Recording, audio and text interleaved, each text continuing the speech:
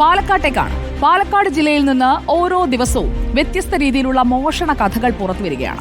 ചന്ദ്രാനഗറിൽ പണം മോഷ്ടിക്കുന്ന ഹോട്ടലിൽ നിന്ന് ഭക്ഷണം കൂടി പാകം ചെയ്ത് കഴിക്കുന്ന കള്ളനാണെങ്കിൽ യാക്കേരയിലേക്ക് വരുമ്പോൾ സിഗരറ്റ് ലൈറ്ററിന്റെ ടോർച്ചുമായി കക്കാൻ വരുന്ന കള്ളന്മാരാണുള്ളത്. ഇനി ഒറ്റപ്പാലത്താകട്ടെ പണമൊന്നുമല്ല, കന്നുകാലികളെ മാത്രം മോഷ്ടിക്കുന്ന ചില കള്ളന്മാരാണ് രംഗത്തുള്ളത്. ഈ വെറൈറ്റി മോഷണ കഥയിലേക്ക് പോകാം.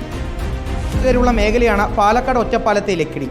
ലക്കിടിയിലെ കർഷകരെല്ലാം ഇന്ന് ഉറക്കമില്ലാതെ അലയുകയാണ്. കണ്ണടച്ചാൽ നിമിഷ നേരം കൊണ്ട് തൊഴുത്തിൽ കെട്ടിയ കന്നുകാലികളെ മോഷ്ടിക്കുന്ന സംഘമാണ് ലക്കിടിയിലെ കർഷകരുടെ വില്ലൻ.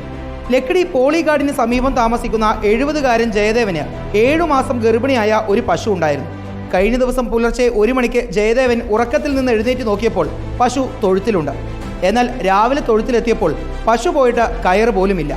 ഇപ്പോൾ നഷ്ടപ്പെട്ടിട്ട് 1 മാസമാവണം. ഈ 5-ാം തീയതി വന്നാൽ കറക്റ്റ് 1 മാസമാവും. പോലീസിൽ പരാതിപ്പെട്ടു.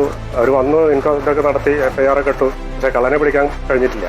കുറച്ച് അപ്പുറത്ത് മാറി 2 പോത്തുകളെ ഒരു വീട്ടിൽ നിന്ന് അയച്ചുകൊണ്ട് അതൊരു 1.5 വർഷമൊക്കെ ആയിട്ടുണ്ടാവുള്ളൂ. അത് നഷ്ടപ്പെട്ടു. അതും അന്വേഷണം അവിടെ എത്തിയില്ല. ജയദേവിന്റെ മാത്രം സ്ഥിതിയല്ല ഇത്.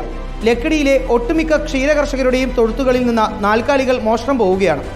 ഒരു വീട്ടിൽ നിന്ന് പോത്താണെങ്കിൽ മറ്റൊരു വീട്ടിൽ നിന്ന് ആട്. വെളിച്ചമ്പോ നോക്കുമ്പോൾ പശുവിനെ കാണാനില്ല. കള്ളന്മാരെ കൊണ്ടുവന്നുള്ള അറിയില്ല. പോലീസ് പരാതി കൊടുത്തു, അവർ വന്ന് നോക്കും ചെയ്തു. പോലീസിൽ പരാതി നൽകിയിട്ടും കന്നുകാലികളെ മാത്രം മോഷ്ടിക്കുന്ന കള്ളന്മാരെ കുറിച്ച് ഒരു വിവരവും ലഭിച്ചിട്ടില്ല. അതുകൊണ്ട് തന്നെ പേടിച്ചാണ് ലക്കിടിയിലെ ക്ഷീരകർഷകർ ഓരോ രാത്രിയും വെളുപ്പിക്കുന്നത്. തൊഴുത്തിൽ കെട്ടാൻ പേടിച്ച് കന്നുകാലികളെ വീട്ടിൽ കെട്ടിയാലോ എന്നാണ് ചിലരുടെ ചിന്ത.